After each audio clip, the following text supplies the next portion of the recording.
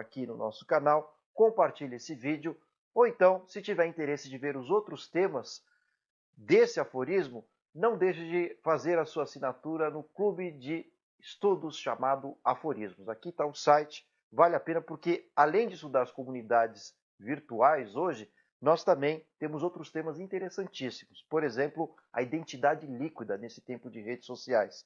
O eu, mercadoria, o consumo logo existe, um tema muito trabalhado por Bauman.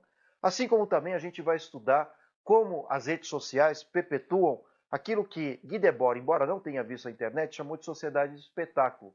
Ou Baudrillard também designava como hiperreal. Aliás, o hiperreal é até um termo e um tema utilizado no filme Matrix, pelo menos o primeiro, que é bem interessante.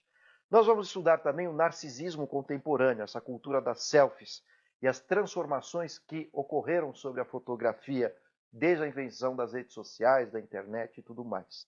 Bom, além disso, a gente vai estudar Lipovetsky e a era transestética, ou seja, a estetização do mundo, um tema também muito relevante hoje com essa ascensão das redes sociais. E, por fim, o tema pós-verdade e fake news. Esse tema aqui mexe no ambiente político profundamente. E vocês também têm lá no nosso clube de assinantes um bônus chamado Extimidade e o Fim da Privacidade. Será que a internet e as redes sociais acabaram com a privacidade das pessoas? Bom, se você quiser saber sobre esses temas e outros tantos, sobre as redes sociais, a quarta revolução industrial, enfim, todas essas novas tecnologias, entre lá, ou entre aqui no nosso site e faça parte do nosso clube de assinantes.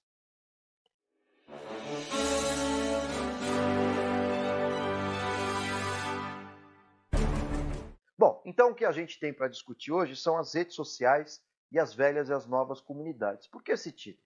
Eu gosto muito de um livro de Bauman que se chama Vida para o Consumo.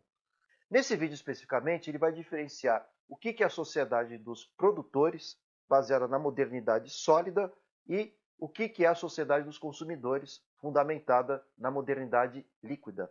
Bom, mas eu vou explicar tudo isso nas próximas partes desse aforismo, com muita calma, mas o meu foco aqui é debater especificamente como eram as comunidades na época dos nossos avós, quem sabe pais, e como elas são hoje dentro dessa juventude toda e cria, inclusive, esse senso de comunidade dentro das redes sociais. Não é interessante? Bom, o que eu quero dizer para vocês é o seguinte: o que era a comunidade antes da internet? Geralmente ela estava atrelada ao bairro que a pessoa vivia, ao emprego que ela tinha e os amigos que ela fazia dentro de uma organização, dentro de uma empresa, ou então, de repente, podia ser pela religião, a igreja que a pessoa frequenta, os nossos avós, etc. e tal. Vocês já devem ter percebido que seus avós provavelmente viveram a vida inteira no mesmo bairro, viveram a vida inteira no mesmo bairro, têm os mesmos amigos de longa data, e até mesmo fizeram amigos a partir da empresa que trabalhavam. Então, as comunidades físicas, as velhas comunidades, elas davam uma sensação de permanência, ou seja, de solidez, ou simplesmente a ideia de que havia um mundo sólido, tudo era muito previsível, tudo era muito recorrente, e assim as pessoas se sociabilizavam. Às vezes era com um time de futebol, a torcida organizada, era a religião, era o emprego, enfim, o bairro que a pessoa vivia, como eu disse para vocês. Então os vínculos afetivos e sociais eram mais duradouros, eram sólidos por isso, e assim permaneceram durante muito tempo. No entanto, até mesmo Fernando Henrique Cardoso, quando fez 80 anos, ele escreveu um livro bem interessante que se chama A Soma e o Resto. E uma das suas reflexões, assim como Bauman no livro Vida para o Consumo, é a reflexão em torno da mudança da noção de comunidade com a ascensão da internet. Porque se antes as comunidades eram sólidas, hoje elas passaram a ser líquidas, efêmeras. E na velocidade de um clique, você já deve ter percebido, quando as pessoas mais mexiam no Facebook, enfim, mesmo no Twitter hoje, as pessoas acabam fazendo parte de hashtags, de comunidades e tudo mais, a partir da velocidade de um clicar do mouse, de um piscar de olhos de um clique, melhor dizendo. Então, hoje as pessoas têm ou fazem parte de várias comunidades, mas elas não são permanentes. Alguns anos atrás, vocês devem se lembrar disso, muitos jovens, através da internet, começaram a se associar aos emos. Aliás, o que foi dos emos? Eles sumiram, existem ainda? Mas era uma moda ali, o pessoal usava ali uma coisinha nos olhos, alguma maquiagem, tinha um cabelo específico, etc. Mas era muito comum a gente ver as pessoas nas ruas dessa forma, mas elas criaram, de alguma forma, esse senso de comunidade, de pertencimento, a partir da internet. Só que uma das características das novas tecnologias, desde o toyotismo, é a obsolescência programada. Então a gente pode usar esse mesmo conceito do descarte, da efemeridade, de um mundo líquido, em que tudo enfim, é efêmero, tudo desaparece num piscar de olhos também. E, de certa forma, muitos emos depois começaram a usar calças coloridas de uma banda chamada Restart. Vocês lembram disso? E outros tantos, depois de um piscar de olhos e velozmente, trocavam de comunidades e passaram a fazer rolezinhos que eram organizados na internet. Quem não lembra, os rolezinhos eram grupos de indivíduos que organizavam eventos, geralmente na frente de shoppings, parques públicos. Aliás, sofreram vários preconceitos porque muitos jovens de periferia negros participavam desses fenômenos, né? E às vezes uma visão mais elitista e preconceituosa tentava dispersar esses jovens. Mas todos esses fenômenos, como vocês estão vendo, são comunidades. E são comunidades que transitaram muito rápido, né, de uma para outra. E acho que isso é um prato cheio, no final das contas, para a gente fazer a seguinte reflexão.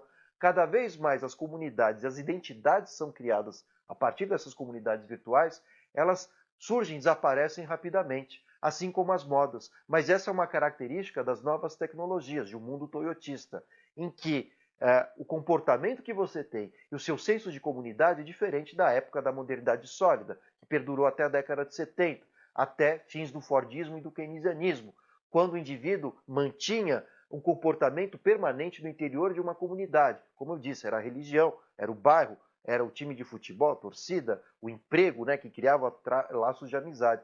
Mas nada disso dura mais hoje tanto, né? Mesmo porque os empregos são flexíveis. Então é difícil a gente ver, por exemplo, pessoas que acreditam em plano de carreira hoje, porque a empresa pode desaparecer a qualquer momento. E vocês já devem ter percebido isso. E fora que o trabalho, como eu disse, é flexível, então a tendência é que o trabalhador migre de uma empresa para outra, de um serviço, de um bico, enfim, de uma prestação de serviços. Então é muito difícil hoje as pessoas criarem vínculos muito fortes com colegas de trabalho. Não que eles não existam, mas eles se tornam líquidos cada vez mais, né? Mais conhecidos do que amigos. Então tudo isso vai criando uma comunidade líquida, comunidades que se dispersam, comunidades que no final das contas transitam de um campo para o outro. Quanto mais a gente muda de comunidade, consequentemente de identidade, claro que isso vai trazer cada vez mais crises existenciais. E quanto mais crises existenciais, isso é um prato cheio para os psicólogos. E vejam como esse serviço tem crescido tanto, né? De fato, esses dilemas existenciais acabam gerando também crises, né, de comportamento, crises em termos de saúde mental. Isso porque a nossa mente nem sempre consegue acompanhar esse ritmo de transformações e essas exigências que o mercado passa a impor sobre a gente, ainda mais nas redes sociais. Então as comunidades hoje, elas surgem para desaparecerem rapidamente, enquanto no passado as comunidades tinham sentido de permanência, ainda mais em sociedades tradicionais, né, fora dos grandes meios urbanos. Isso porque o senso de comunidade, os afetos, os vínculos, os laços criados, como eu disse, eram mais duradouros. Hoje, esses laços são todos efêmeros. Não por acaso podemos falar com certeza mesmo de amores líquidos. Isso tem uma base, que é a base econômica, né? Então, se você tem uma base sólida, por exemplo, empregos permanentes, até mesmo bens de consumo duráveis, né? A geladeira da sua avó durou anos a fio, ainda deve durar. Então, a base material, já dizia Marx, influencia a nossa subjetividade. Não por acaso, o Bauman escreveu um livro chamado Amor Líquido também, né, que é um livro interessante. Então, se as bases materiais são sólidas, os casamentos tenderiam a ser permanentes. Olha que interessante. Mas qual que é a base econômica que a gente tem hoje? Ela está baseada na obsolescência programada, no descarte, ou seja, tudo que você compra se torna efêmero rapidamente, os empregos são flexíveis e claro que os amores passam a ser líquidos, ou seja, descartáveis. Basta ver quem circula pelo Tinder, basta ver então os amores como eles se desfazem tão rapidamente. Não é à toa que até mesmo os casamentos se tornaram líquidos. Depois da invenção do Facebook e outras redes sociais, cada vez mais as pessoas passam a circular por mais relacionamentos, porque a base material econômica ela é a mais líquida possível. O econômico influencia a subjetividade. Não é interessante esse pensamento? Bom, se vocês quiserem ver a continuação de todas essas reflexões, não deixe de fazer assinatura no nosso clube de estudos chamado Aforismos. E se você viu aqui meu vídeo no YouTube, como eu disse, compartilhe, faça a sua inscrição aqui no nosso canal. Até a próxima!